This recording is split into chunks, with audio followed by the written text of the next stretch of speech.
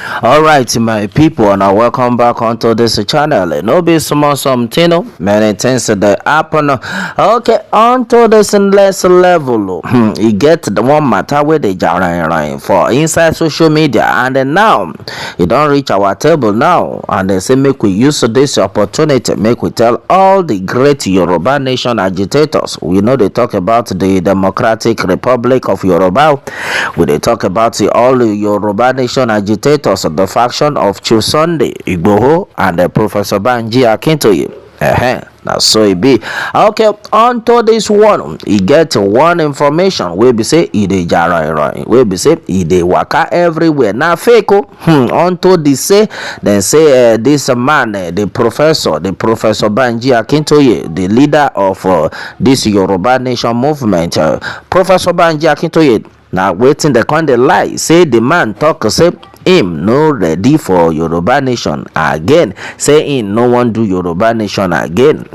Now the true Yoruba nation agitators don't come out to say na biggie lie na him dey inside this one. Say Professor Banji Akintoye no ever talk this thing. In fact, since this struggle start, he never talk am. Say he no get interest, and he no go ever talk am. Say this one na propaganda.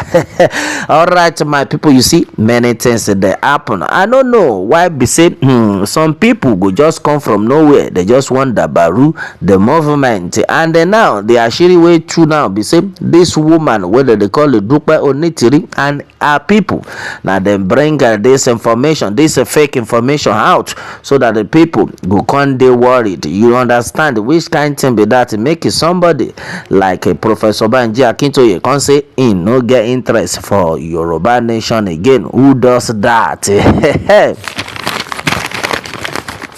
Now everybody don't come outside, they talk say make una no listen to them, make una no answer these people. Say we know now the handiwork of this woman whether they call it Dupe Onitiri. Now them say then they do all these things just to make people just tired for this struggle. Then they do all these things to make sure say people just forget about the Yoruba nation movement, and then the people don't come ask say waiting on a go gain for this lie we be say una dey lie, waiting on a one gain for this thing we be say una dey do, we be say una already know say the country we be say we dey dey okay. Now the people we be say that they try to do their best to make sure say things better, una can still dey find way to bring them down. Which kind thing can be that? Now everybody don't talk am say Professor Banji Akintoye never said it in no talk am kò tí sọ nǹkan tó jẹ́ bẹ́ẹ̀ kò dẹ̀ ní sọ, Ọlọ́run má jà rí. Okay, and then now as it can be now, they say these people wey be say they talk all these things, na the people wey be say then they find way to dey deceive the really Yoruba people wey dey follow this movement. They want to deceive them. Say shebi otan the man wey be say una dey follow shebi him don talk say he no dey more interested again, so that people will be say they no get sense. They can say hey yeah, if this man no get interest themselves, they no go get interest. Now they don't talk am say like this so make una no listen to this people, make una no listen to this group of people where they talk this kind thing. Say Professor Banji Akintoye never talk that kind thing, and they no go even ever talk this kind thing. They don't talk and say the people will be say then they talk this thing. They are the enemies of the Yoruba nation movement. They are the ones carrying this fake rumors. We beg all of una, according to waiting the really Yoruba nation agitators they talk. They say we beg all of una if una genuinely love this Yoruba nation movement, if una genuinely love Chief Sunday Igboho, if una genuinely love Professor Banji Akintoye, make una no listen to these people, because this matter na very big fake one. There is nothing like that. Now they don't talk and say to everyone who wants the actualization of Yoruba nation. Say now make everybody gather themselves together, make them continue to pray for Chief Sunday Igboho and Professor Banji Akintoye, because this matter with the on ground no be ordinary small matter. say onto the next level, say all the people wey be say they don't see, say Professor Banji Akintoye and Chief Sunday Igboho, then get plenty people wey be say then they believe them, wey be say then they follow them. E can't depend all these other people because they know say if they follow Chief Sunday Igboho and Professor Banji Akintoye, them no go dey say money wey be say then go the one they use style they collect it for people. And as it be, so if una no forget, una remember say e get one time wey be say this Omi Inera group come job many people collect their money, collect all. In fact, to the extent they see they collect people school fees, children's school fees. They come they talk say make it people they contribute to, even if na the school fees and they feed them money, make them contribute to them. Yes, so somebody now they tell me say yes, so I remember waiting up that time. At the end of the day, waiting can happen. This woman can job everybody. We be say the people can they cry, they can they balantia say, hey, we she can't tell me this. Say our owo, you don't work.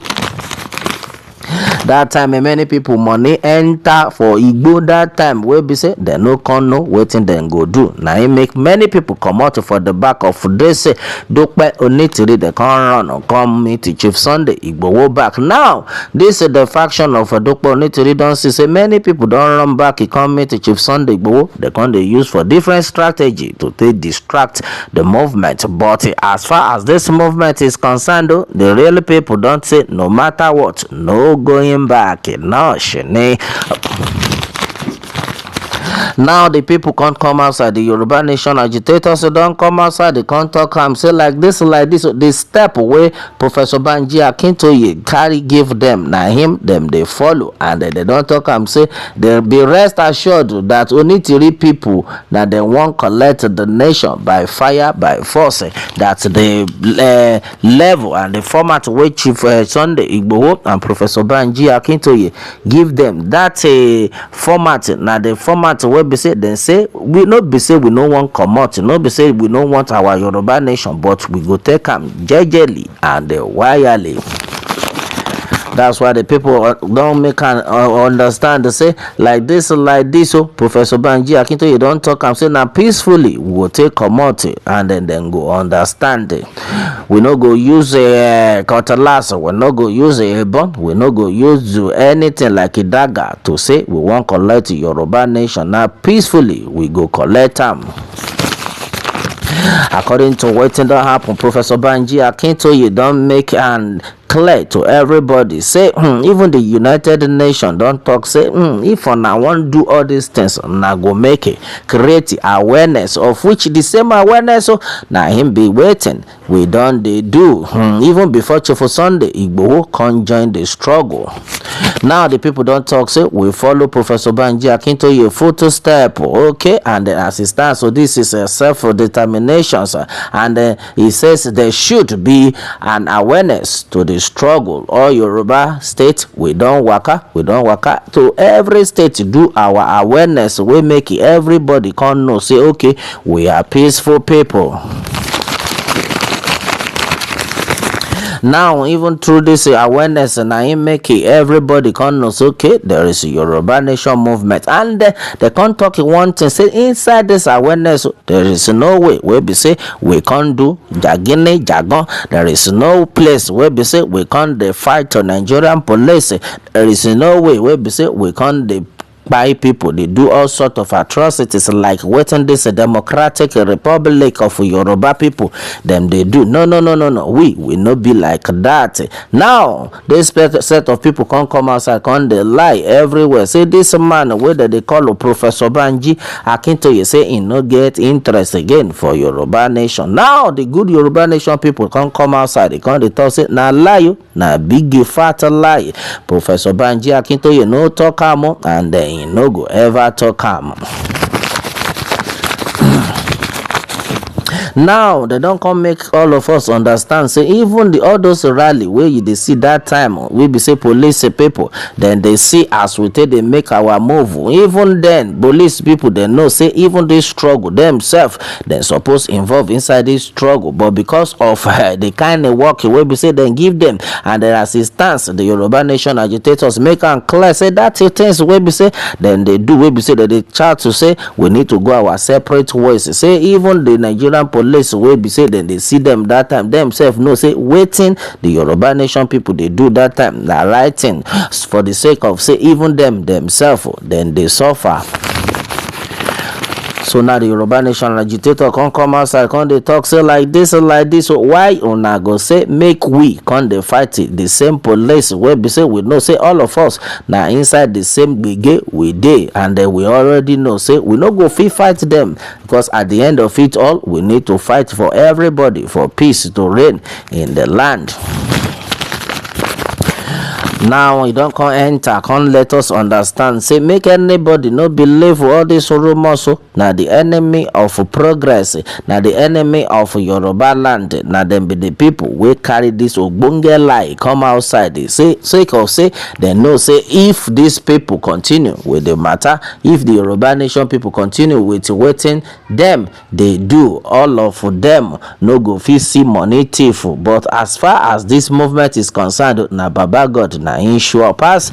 All right my people, now waiting they reach us now be that we are can say make a let on know waiting the jar right. But meanwhile as they go make everybody know say there is nothing like that. Professor Banji Akintoye is still dey gidigba for inside this Yoruba nation movement. Make it for no loss. If this one now your first time wey be say you dey join us onto this channel, abeg una make una try make una subscribe, make una like, make una share, make it for reach where it's supposed to reach. Okay, until I come on the way next time, I say una bye for now.